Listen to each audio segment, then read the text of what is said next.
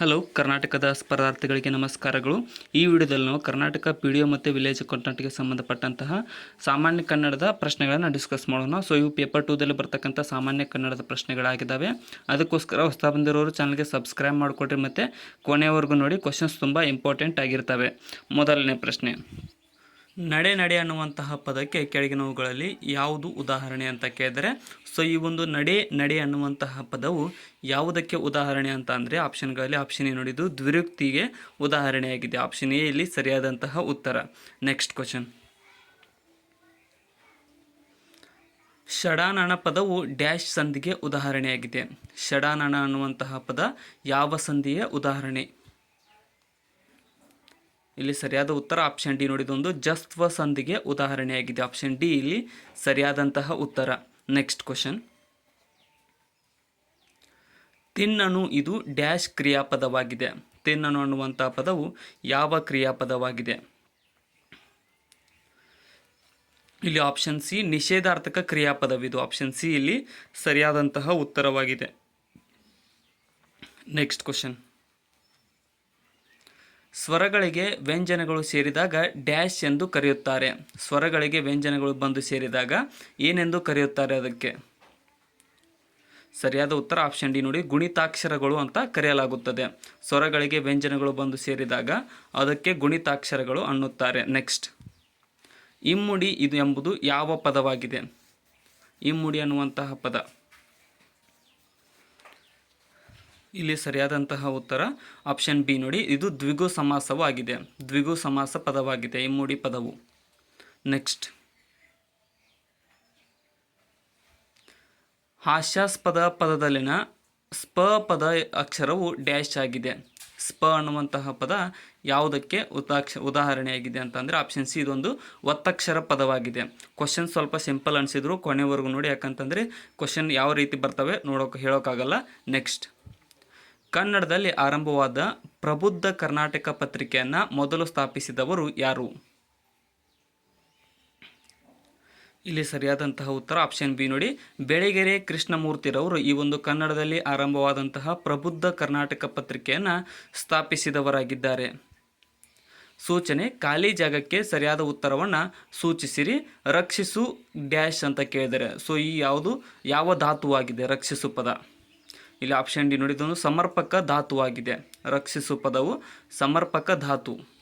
Option D ಇಲ್ಲಿ ಸರಿಯಾದ ಉತ್ತರ. ನೆಕ್ಸ್ಟ್, ಸತತವಾಗಿ 3 ಬಾರಿ ಕೇಂದ್ರ ಲಲಿತ ಕಲಾ ಅಕಾಡೆಮಿಯ ಪ್ರಶಸ್ತಿ ಪಡೆದಂತಹ ಕರ್ನಾಟಕದ ಕಲಾವಿದರು ಯಾರು? ಇಲ್ಲಿ ಆಪ್ಷನ್ ಬಿ ನೋಡಿ, ಕೆ ಹೆಬ್ಬಾರ್ರವರು ಸತತವಾಗಿ 3 ಬಾರಿ ಕೇಂದ್ರ ಲಲಿತ ಕಲಾ ಅಕಾಡೆಮಿ ಪ್ರಶಸ್ತಿಯನ್ನು ಪಡೆದಂತಹ ಕರ್ನಾಟಕದ ಕಲಾವಿದರಾಗಿದ್ದಾರೆ. ಕರ್ನಾಟ ಭಾರತ ಕಥಾಮಂಜರಿ ಕೃತಿಯ ಕರ್ತೃ ಯಾರು? ಕರ್ನಾಟ ಭಾರತ ಕಥಾಮಂಜರಿ ಇಲ್ಲಿ ಸರಿಯಾದಂತಹ ಉತ್ತರ ಆಪ್ಷನ್ ಸಿ ನೋಡಿ, ಕುಮಾರವ್ಯಾಸರು ಈ ಒಂದು ಕರ್ನಾಟ ಭಾರತ ಕಥಾಮಂಜರಿಯ ಕೃತಿಯ ಕರ್ತೃವಾಗಿದ್ದಾರೆ, ರಚಿಸಿದವರಾಗಿದ್ದಾರೆ. ನೆಕ್ಸ್ಟ್, ಸೂಚನೆ, ಖಾಲಿ ಜಾಗವನ್ನು ಸರಿಯಾದ ಉತ್ತರದಿಂದ ತುಂಬಿರಿ. ಅಲ್ಲಮ್ಮ ಪ್ರಭುವಿನ ವಚನಗಳ ಅಂಕಿತ ಯಾವುದು? ಅಲ್ಲಮ್ಮ ಪ್ರಭುವಿನ ವಚನಗಳ ಅಂಕಿತ ನಾಮ ಯಾವುದು ಅಂತ ಅಂದರೆ ಇಲ್ಲಿ ಆಪ್ಷನ್ ಬಿ ನೋಡಿ, ಗುಹೇಶ್ವರ ಆಗಿರುತ್ತದೆ. ಆಪ್ಷನ್ ಬಿ ಇಲ್ಲಿ ಸರಿಯಾದ ಉತ್ತರ. ನೆಕ್ಸ್ಟ್, ಇನ್ನು ಹಣವಣ್ಣ ಉಳ್ಳವನು ಎನ್ನುವ ಅರ್ಥದಲ್ಲಿ ಬರುವಂತಹ ತದ್ದಿತ ಪ್ರತ್ಯಯ ಯಾವುದು? ಹಣವಣ್ಣ ಉಳ್ಳವನು ಇದರಲ್ಲಿ ಬರ್ತಕ್ಕಂಥ ತದ್ದಿತ ಪ್ರತ್ಯಯ ಯಾವುದು ಅಂತಂದರೆ ಆಪ್ಷನ್ ಬಿ ವಂತ. ಹಣವಂತ ಅನ್ನುವಂಥದ್ದು ತದ್ದಿತ ಪ್ರತ್ಯಯವಾಗಿದೆ. ವಂತ ಹಣವಂತ ಅಂತ ಬರುತ್ತೆ.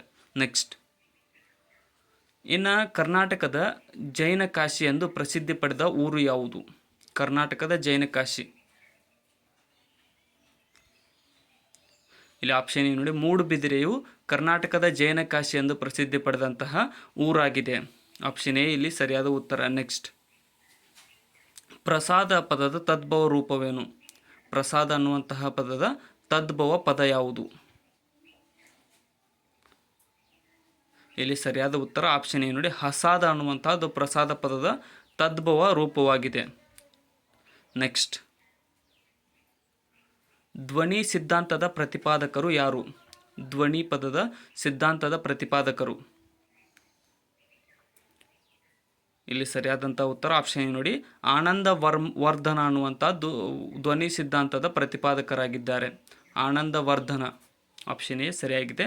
ಇನ್ನು ಪ್ರಾಸಾಕ್ಷರದ ಹಿಂದಿನ ಸ್ವರವು ಅನುಸ್ವಾರವಿದ್ದರೆ ಡ್ಯಾಶ್ ಪ್ರಸಾರವೆನ್ನುವರು, ಡ್ಯಾಶ್ ಪ್ರಾಸವೆನ್ನುವರು. ಪ್ರಾಸಾಕ್ಷರ ಇಲ್ಲಿ ಆಪ್ಷನ್ ಸಿ ನೋಡಿ, ಇದು ಋಷಭ ಪ್ರಾಸವಾಗುತ್ತದೆ. ಆಪ್ಷನ್ ಸಿ ಇಲ್ಲಿ ಸರಿಯಾದಂತಹ ಉತ್ತರ. ನಾನು ಸ್ವಲ್ಪ ಪ್ರೊನೌನ್ಸಿಯೇಷನ್ ಮಿಸ್ಟೇಕ್ ಆಗ್ಬೋದು, ಬಟ್ ನೀವು ಕ್ವಶನ್ಗಳನ್ನ ನೀವೇ ಓದ್ಕೊಡ್ರಿ ಒಂದ್ಸಲ. ಅಹಂಕಾರಕ್ಕೆ ಡ್ಯಾಶ್ ಮದ್ದು. ಇಲ್ಲಿ ಸರಿಯಾದ ಉತ್ತರ ಆಪ್ಷನ್ ಬಿ ನೋಡಿ, ಉದಾಸೀನವೇ ಮದ್ದು ಆಗಿರುತ್ತೆ. ಅಹಂಕಾರಕ್ಕೆ ಉದಾಸೀನವೇ ಮದ್ದು. ನೆಕ್ಸ್ಟ್,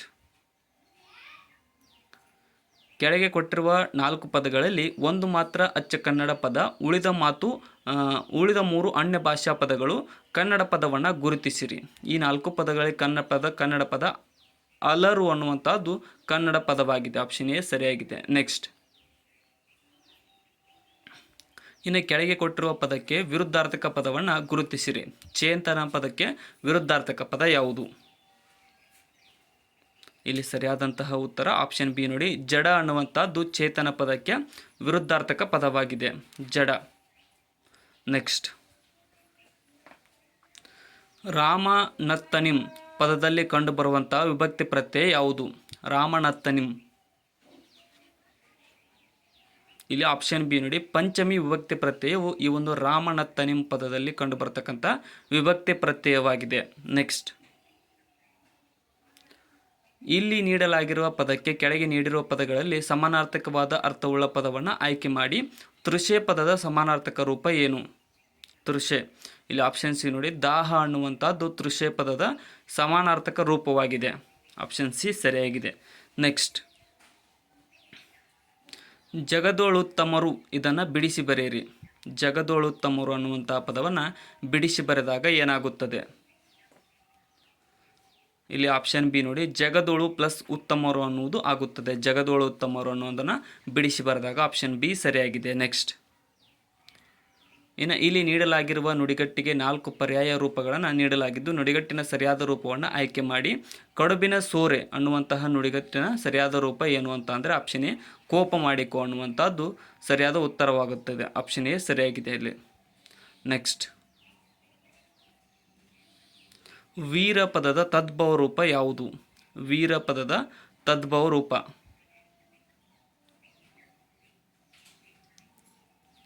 ಸರಿಯಾದ ಉತ್ತರ ಆಪ್ಷನ್ ಡಿ ನೋಡಿ, ಬೀರ ಅನ್ನುವಂಥದ್ದು ವೀರ ಪದದ ತದ್ಭವ ರೂಪವಾಗಿದೆ. ಬೀರ. ನೆಕ್ಸ್ಟ್, ಇವುಗಳಲ್ಲಿ ಡ್ಯಾಶ್ ಷಟ್ಪದಿ ಅಲ್ಲ. ಯಾವುದು ಷಟ್ಪದಿ ಅಲ್ಲ?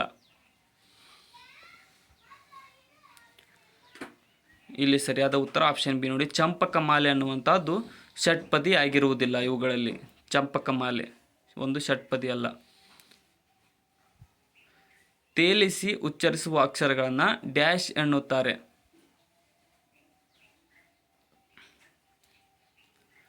ಇಲ್ಲಿ ಆಪ್ಷನ್ ಡಿ ನೋಡಿ, ಶಿಥಿಲ ದ್ವಿತ್ವ ಅಂತ ಕರೆಯಲಾಗುತ್ತದೆ. ತೇಲಿಸಿ ಉಚ್ಚರಿಸುವ ಅಕ್ಷರಗಳನ್ನು ಶಿಥಿಲ ದ್ವಿತ್ವ ಅಂತ ಕರೆಯಲಾಗುತ್ತದೆ. ನಾಮಪದ ಮೂಲ ರೂಪವನ್ನು ಡ್ಯಾಶ್ ಎಂದು ಕರೆಯುತ್ತಾರೆ.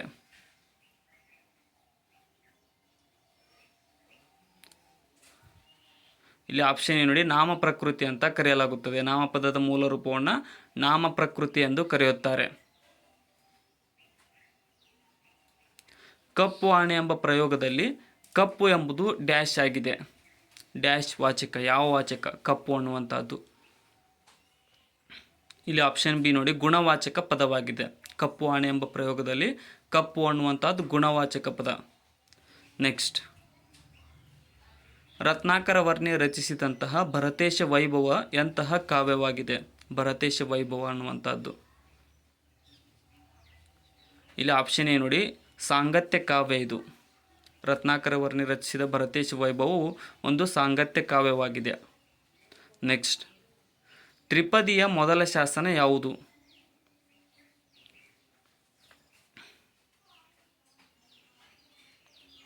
ಇಲ್ಲಿ ಸರಿಯಾದಂತಹ ಉತ್ತರ ಆಪ್ಷನ್ ಎ ನೋಡಿ, ಕಪ್ಪೆ ಆರ್ಯಭಟನ ಶಾಸನವು ತ್ರಿಪದಿಯ ಮೊದಲ ಶಾಸನವಾಗಿದೆ. ಆಪ್ಷನ್ ಎ ಇಲ್ಲಿ ಸರಿಯಾಗಿದೆ. ನೆಕ್ಸ್ಟ್, ಗಾದೆಯ ಅರ್ಥವನ್ನು ಗ್ರಹಿಸಿ ಪೂರ್ಣಗೊಳಿಸಿ.